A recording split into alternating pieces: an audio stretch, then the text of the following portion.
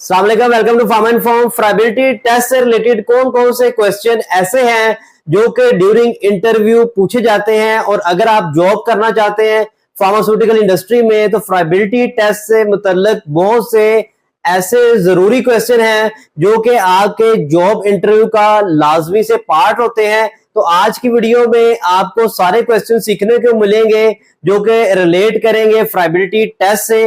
ये आपको हेल्प करेगी आपकी स्टडीज में भी और आपके वाइवा की प्रिपरेशन के लिए भी। अगर आप इससे हटके डिफरेंट इंटरव्यू टेस्ट की तैयारी करना चाहते हैं तो हमारी प्लेलिस्ट इंटरव्यू प्रिपरेशन को लाजमी से विजिट करें। चैनल पे नए हैं तो चैनल को सब्सक्राइब करें। आज की वीडियो में हम डिस्कस करेंगे most commonly asked interview questions related to the friability test. तो स्टार्ट करते हैं अपनी वीडियो को। सबसे पहला क्वेश्चन पूछा जाता है कि फ्राइबिलिटी टेस्ट जो है वो किस टाइप की टैबलेट्स के लिए परफॉर्म किया जाता है।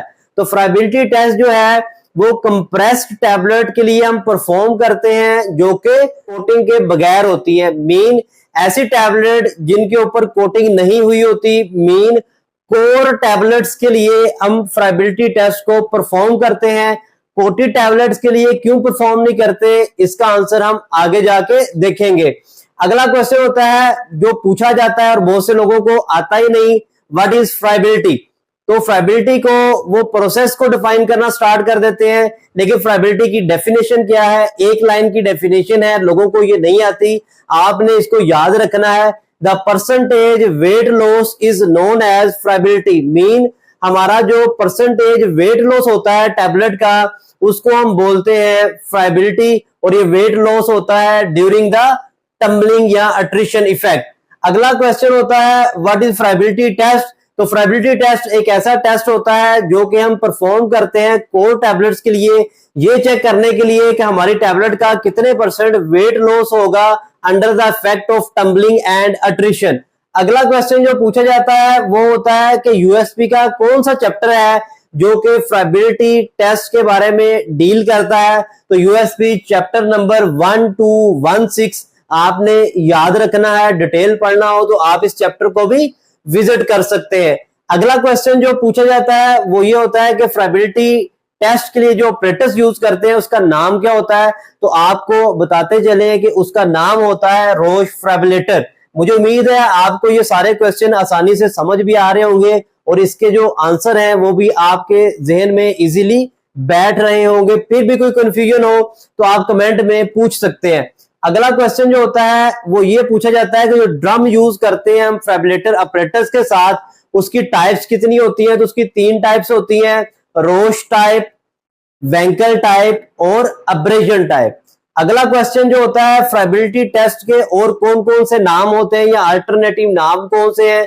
तो फ्राइबिलिटी टेस्ट को हम ड्रॉप टेस्ट भी बोलते हैं, अब्रेजन टेस्ट भी बोलते हैं और अट्रिशन टेस्ट भी बोलते हैं। अगला क्वेश्चन बहुत ही इंपॉर्टेंट है, वो ये होता है कि फ्राइबिलिटी टेस्ट के लिए हमें कितनी टैबलेट्स रिक्वायर्ड होती हैं। तो ये आपने बहुत गौर से सुनना है। अगर हमारी टैबलेट का वेट 650 मिलीग्राम हो या 650 मिलीग्राम से कम हो तो हमने इतनी टैबलेट लेनी है कि उनका एवरेज वेट इक्विवेलेंट हो 6.5 ग्राम के, mean near to equivalent of 6.5 gram. Suppose हमारी टैबलेट का वेट 500 मिलीग्राम है तो हम 13 नंबर ऑफ टैबलेट्स लेंगे। अगर आपकी टैबलेट का वेट 650 मिलीग्राम से ज्यादा है, सपोज 700 मिलीग्राम है, तो आपने 10 टैबलेट लेनी है। अगर 800 मिलीग्राम भी है तो फिर भी आपने 10 टैबलेट ही लेनी है। अगला question fall height of tablets, mean friability के दौरान हमारी टैबलेट्स किस हाइट से गिरती हैं। बहुत इंपॉर्टेंट क्वेश्चन है, इसका आंसर है हमारी टैबलेट गिरती है 6 इंच की हाइट से। अगला क्वेश्चन जो है एक्सेप्टेंस क्राइटेरिया जो है वो फ्राइबिलिटी टेस्ट का क्या होता है। तो जो परसेंटेज वेट लॉस की वैल्यू होती है it should not be more than 1%, mean friability limit जो है वो हमारी 1% से कम होती है। अगला क्वेश्चन जो पूछा जाता है वो ये होता है कि आरपीएम ऑफ फ्राइबिलेटर, फ्राइबिलेटर के जो रोटेशन होती हैं पर मिनट वो कितनी होती हैं। तो वो होती हैं 25 पर मिनट या 25 प्लस माइनस 1 पर मिनट। अगला क्वेश्चन पूछा जाता है कि जो हमारा फ्राइबिलेटर होता है या रोज फ्राइबिलेटर का अपरेटस होता है इसको हम कितने टाइम के लिए रन करते हैं तो इसको हम रन करते हैं 4 मिनट के लिए, मीन 4 मिनट्स के लिए। तो आपसे अगला क्वेश्चन पूछा जाएगा कि टोटल जो आरपीएम्स होते हैं ड्यूरिंग फ्राइबिलिटी टेस्ट के, वो हमारा जो फ्राइबुलेटर का ड्रम होता है वो कितने कंप्लीट करता है। 1 मिनट में 25 आरपीएम, 4 मिनट के लिए रन करते हैं तो सिंपल सा आंसर है 100 रोटेशन जो है वो ड्रम की कंप्लीट होती है ड्यूरिंग हमारे फ्राइबिलिटी टेस्ट के। उम्मीद है आपको समझ आ रही होगी। किसी भी चीज की कंफ्यूजन हो तो आप कमेंट में मेंशन कर सकते हैं। अगला क्वेश्चन जो है टोटल आरपीएम इन 4 मिनट हमने डिस्कस कर लिया। अगला क्वेश्चन जो है एंगल ऑफ ड्रम बेस जो है वो कितना होना चाहिए। तो जो ड्रम का बेस होता है उसका एंगल जो है वो 10 डिग्री पे होना चाहिए, जो कि इररेगुलर टम्बलिंग्स को अवॉइड करता है। अगला क्वेश्चन पूछा जाता है कि हम फ्राइबिलिटी टेस्ट को परफॉर्म ही क्यों करते हैं। बहुत इंपॉर्टेंट क्वेश्चन है। फ्राइबिलिटी टेस्ट को हम परफॉर्म इसलिए करते हैं कि ये देख सके कि हमारी टैबलेट्स में ड्यूरेबिलिटी कितनी है ड्यूरिंग ट्रांसपोर्टेशन। हमारी टैबलेट डैमेज तो नहीं होंगी, वेट लॉस तो नहीं होगा ड्यूरिंग टैबलेट कोटिंग प्रोसेस, हमारी टैबलेट डैमेज तो नहीं होगी, वेट लॉस तो नहीं होगा, या ड्यूरिंग ब्लिस्टिंग जो है वो हमारी टैबलेट का वेट लॉस तो नहीं होगा। इन सारे प्रोसेस के दौरान जो डिफरेंट अट्रिशन या टम्बलिंग की फोर्सेस लग रही होती है हमारी टैबलेट उनको इजीली बर्दाश्त कर सकेंगी। इस चीज को चेक करने के लिए हम फ्राइबिलिटी टेस्ट को परफॉर्म करते हैं।